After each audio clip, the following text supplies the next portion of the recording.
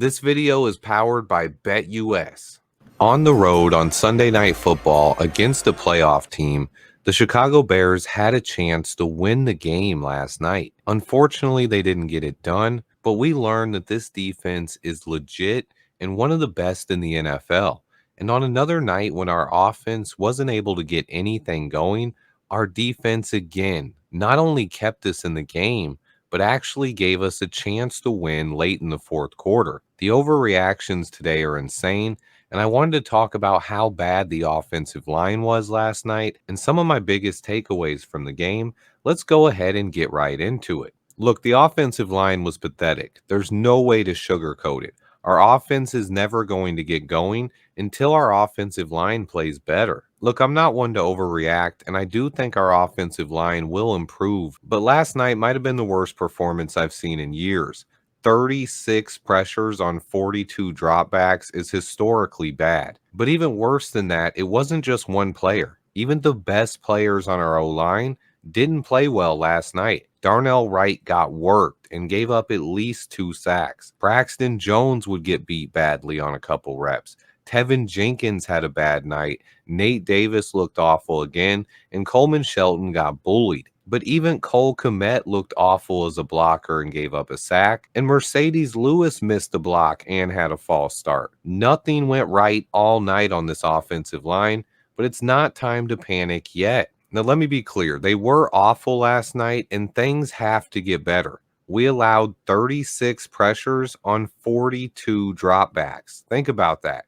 Caleb dropped back to pass 42 times and was pressured on 36 of those 42 dropbacks, an absolutely horrendous rate that is historically bad. You cannot develop a quarterback in an environment like that. But I want to take a minute to thank BetUS for sponsoring today's video. It's not too late to head over to betus.com, use promo code YouTube150, and you can get a 150% deposit bonus on your first 3 deposits up to $2,000. Bears are going to be taking on the 0-2 Colts this week, and BetUS will have you covered for all your betting needs. You can still get in on Caleb Williams for Rookie of the Year as well, but BetUS is my sportsbook and casino. Our offensive line has been a worry for the last decade or longer, but last night's showing was simply unacceptable. Not only could we not pass block to protect our number 1 pick, a rookie quarterback, but we also couldn't run block. We couldn't get any push off the line of scrimmage or open up holes in the run game either. I'm most disappointed in Darnell Wright and Tevin Jenkins. I have such high hopes for those guys, and they both had forgettable games. Darnell especially, getting beat so badly for a sack on the final drive. We still had a chance to win the game at that point, and Darnell had one of his worst reps since he's entered the NFL. Caleb had just completed a big first down pass to DJ Moore. We were at midfield, 50 yards away from winning the game, and 2 plays later, Darnell Wright gets beat so badly, causing Caleb Williams to take a huge hit and get sacked, and setting up a 3rd and 15, basically killing the drive and ending the game. Darnell Wright has to be better, but I'm not blaming any one particular player, and I don't mean to harp on Darnell Wright. I still think he has so much potential, but it's clear to me that the Bears not having their starting 5 offensive line together for almost the entirety of training camp and barely getting any reps together in the preseason is almost unacceptable at this point. At what point does Chris Morgan become responsible for this? He's not only our offensive line coach, but he's also our running game coordinator. And our offensive line has been terrible, and we have no run game. The coaches have preached about finding the best 5 for this offensive line for the last 3 years. But every best 5 combination they find has been terrible together. Our biggest issue on the offensive line right now is communication. There is a reason DeMeco Ryans blitzed more than any other time in his career last night. And it's not that our offensive line is as bad as they played last night. It's that there are so many communication issues, and that's easily exploitable. Almost every time a blitz is called, someone on this offensive line either gets beat badly or misses a blitzer and allows a free rush at the quarterback. But it's not as simple as replacing one guy. On one play, it could be Braxton Jones. Then it could be Tevin Jenkins. Then it's Coleman Shelton. then it's Nate Davis, and then it's Darnell Wright. Everyone on our offensive line has had good reps and some bad reps. There isn't any consistency right now, and we've struggled mightily with stunts on the defensive line. Stunts require communication. That's when the defenders that line up are going to swap which way they're rushing. So they might start in, and then one guy is going to loop behind the other. When this happens, the offensive line is expected to switch, and that requires some communication. I showed it on the All 22 film last week. Coleman Shelton would get beat badly on a stunt and allow a sack. D'Amico Ryan saw that on film too, and the Texans not only blitzed all game long, but also ran a ton of stunts, keeping our offensive line confused from the start to the finish of this game. Even on the play where Darnell Wright got beat badly, it's almost like he expected the defensive lineman to stunt because he had been doing it all game. That Darnell kind of just let him run by because he actually didn't expect him to just straight rush.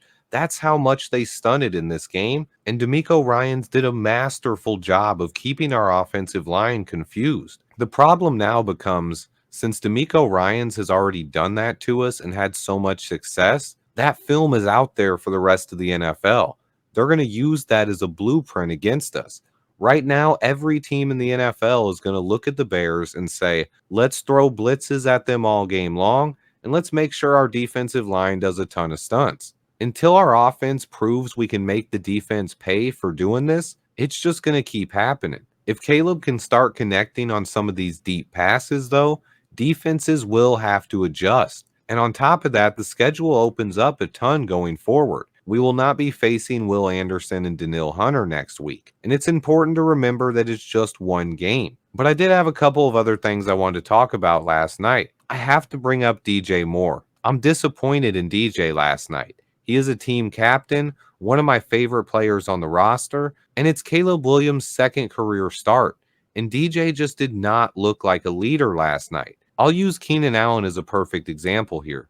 Keenan was on the sideline talking with Caleb, working through stuff with him, and giving him advice, keeping his head in the game. Meanwhile, DJ Moore was visibly frustrated, ripping his helmet off and just looking disinterested on the sidelines. I don't want to say that DJ was pouting, but judge for yourself in the picture. Everyone on this offense was probably miserable. Not only was our offense terrible last night, but it was also incredibly humid down in Texas. That's a point that has to be brought up. These guys were tired and getting beat down. It's hard to look happy in those moments. But everyone on this offense was probably miserable, but it was DJ Moore whose body language stood out. And that's not something I expect from DJ Moore. I don't want to make a big deal out of it, but it was Caleb's second start of his career and his first career start on the road. You would think our team captain receiver would seem a bit more supportive on the sideline. Instead, he was ripping his helmet off and showing his frustrations. I get it. All of us fans are frustrated too, but it's the second game of our rookie quarterback's career, and it was on the road against one of the better teams in the NFL, and we still had a chance to win the game at that point. It's not like we were down by 40 points. I love DJ Moore. He is absolutely one of my favorite overall players on this roster. It was just a frustrating night for this offense overall. Nothing was working. The offensive line couldn't block. Caleb was getting beat up all night. And when we did have our chances in the passing game, miscommunications and inaccurate throws held us back. But the future of this team remains very bright. I still have a lot of confidence in this team. And if you think Ryan Poles isn't sick of this offensive line, come on now. He has fixed almost every area on this roster, and we still have a lot of premium draft capital going forward. Ryan Poles is going to invest heavily in this offensive line next year. I would take that to the bank. But other than fix this offensive line, so far Ryan Poles has fixed almost every position on this roster. So let's give the guy a little bit of credit. You can't say you wanted him to fix the offensive line this year. Who did you want him to not draft? Because you can't say you wanted him to take Caleb Williams and Rome Odunze and somehow fix the offensive line as well. That's just not realistic. And it's not like we should give up on Darnell Wright or Tevin Jenkins after one bad game either. Same with Braxton Jones. I'm not giving up on those guys. They still have a ton of potential. Yes, they were all bad last night, or at least had bad moments, but I'm very confident they're going to be better as early as next week. Honestly, this offensive line should be pissed off. They need to come out and make a statement next week against the Colts. The Colts have allowed 474 rushing yards through 2 games. You heard that right. 474 rushing yards in 2 games. If our offensive line can't come out and fix things next week, then I might start to panic.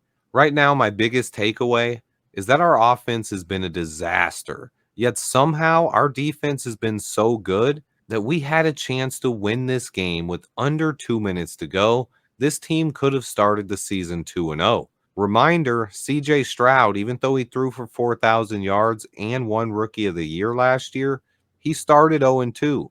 So not really a time to panic right now. We are still 1-1 and better days are ahead. I fully expect a big bounce back from the offense next week against the Colts. Let me know how you guys are feeling today. Special thanks to BetUS for sponsoring today's video. Please remember to hit that like button for me, guys. Stay tuned. I have a ton of content on the way. And until next time, bear down.